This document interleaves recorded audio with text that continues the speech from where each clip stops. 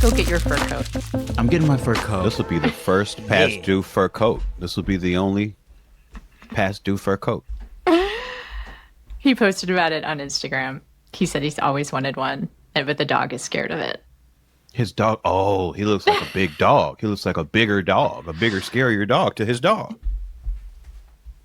Oh, wonderful. He's already barking. Yeah. Wesley, it's fine. The dog is like, that. You hear him barking? Yes. Yes. Wesley, it's okay. That is amazing.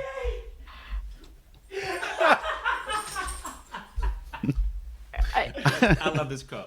Do you think? It's Okay, incredible. question. Do you think he thinks it's competition?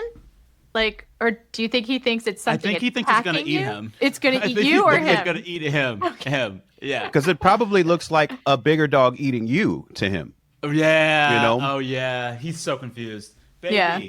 come on. No, I'll be He's shocked. like, if he's it like, was fuck that. Not even coming over here. Come on, Wesley. Come on. That's baby. amazing. Nope. Yeah, no, he's not liking it. Nope. That said, shout out to Wasteland, which is always overpriced, but I got this one there, faux for $78. Beautiful. I see it. It's a Right. great That's price. It's one of those things. So I was there with a friend who is into costume design. Like he designs costumes for productions. And he's like, Sam, I have to ask, what is the utility of this piece before you buy it? It looks good on you. What's the utility? And I said, well, I'm going to wear it once, probably at a Halloween party, Ooh. but I'm going to take pictures I'll have for the rest of my life. And then I'll never wear it again. And he was like, okay, you can buy it. Will you be a Wow. pimp? Will you be a... Okay, so we got to start the show. Although I do Yes, do it. seriously want to put the coat part in it.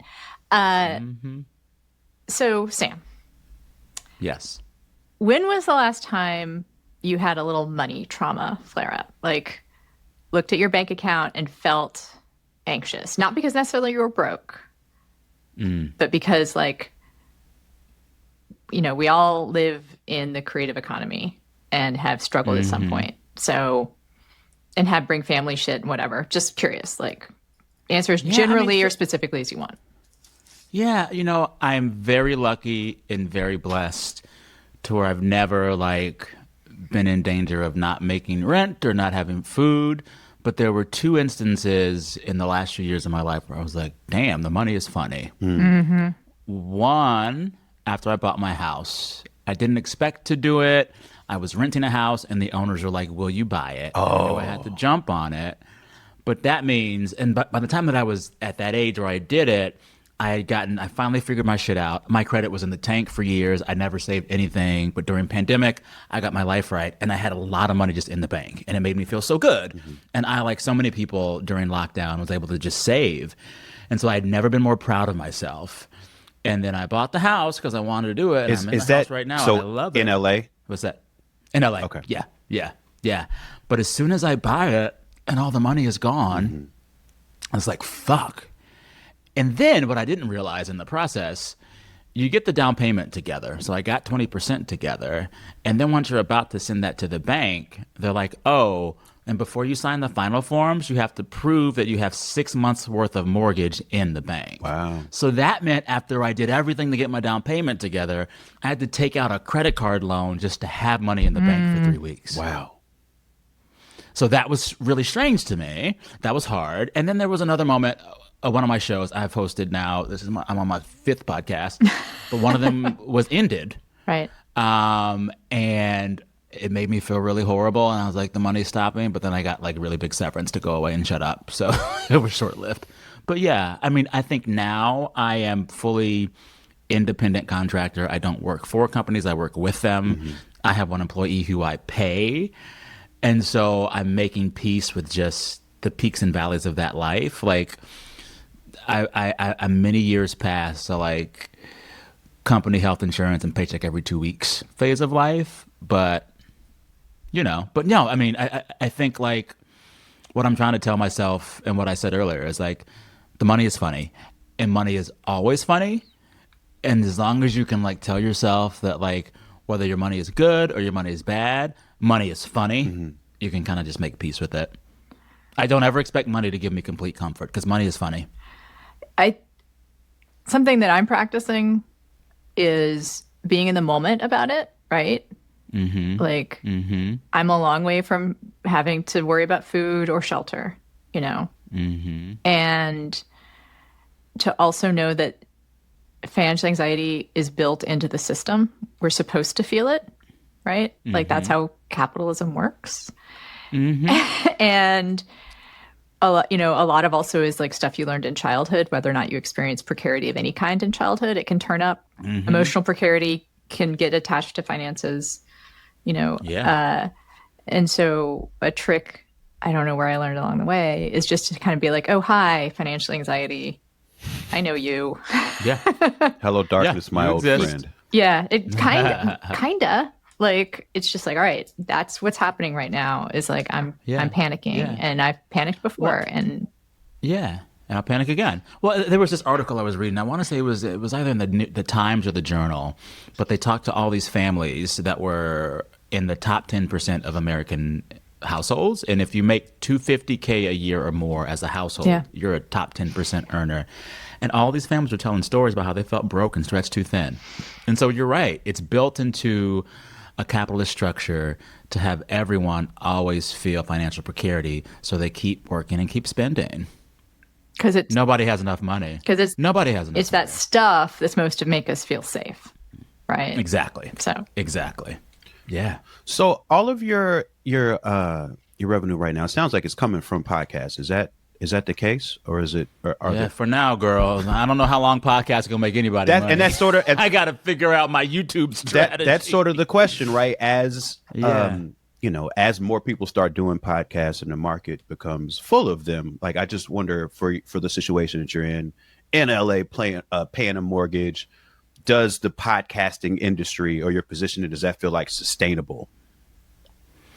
I feel like it has to shift. When I started, I spent 13 years working at NPR, which was when legacy media was at its height, one of the big legacy players. Tens of millions of listeners a week.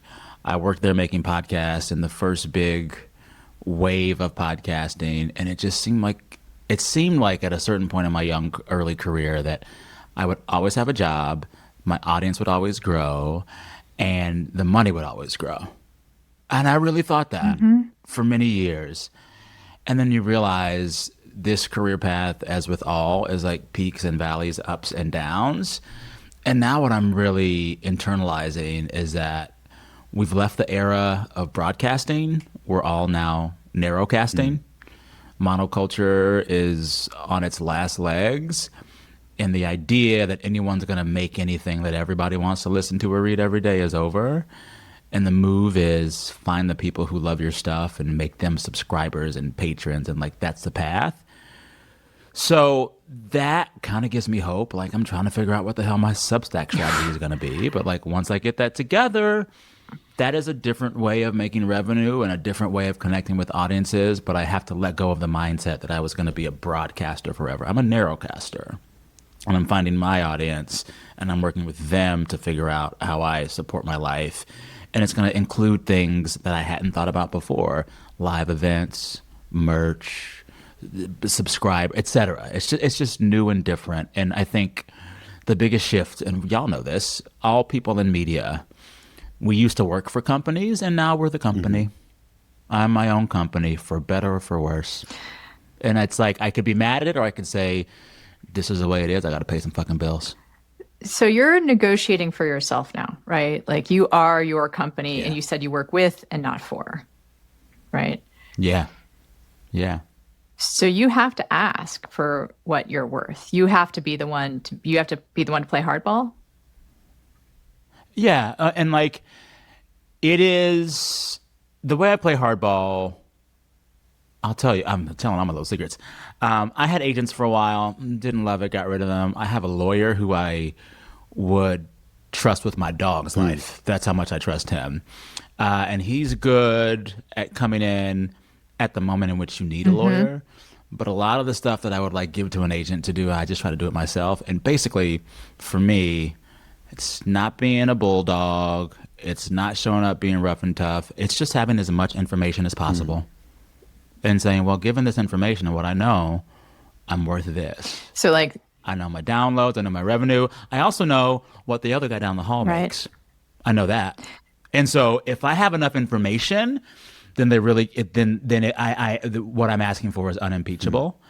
And so my new move now is just like I'm never gonna yell and be a boss hog, but I'm gonna know everything. And I'm a gossip. I am a gossip, and I want to know. And I will ask everyone in my field at some point, how much do you make? That gets to something that we are hoping to help open up with the show, which is as much financial transparency as people feel comfortable with. And I guess push the boundaries of comfort, right? Yes. So we won't ask you to reveal exactly how much you make, but I guess I am curious about getting other people to tell you. Like, do you just like, because you're an awesome interviewer. So I actually am kind of not surprised that people would open up to you. Is it the same skill set? Is it like you're good at talking to people about intimate things in your podcast? And so it's just like, I'm going to tell you, you tell me, like between the two of you? Yeah, totally. And I started doing this back when I was a breaking news reporter. How long ago was I just that? kept it up. I first began to report full-time for NPR in like 2012 or 2013. Okay, wow. So you've been having these conversations with people for a while. Oh, yeah. And back then I was negotiating the difference between like 108 grand a year and 112 grand a year. Still good money today. Thanks, NPR. But I've always done it. When I began hosting, I would do the same thing. And I think if you're from any kind of marginalized background, you have to do it.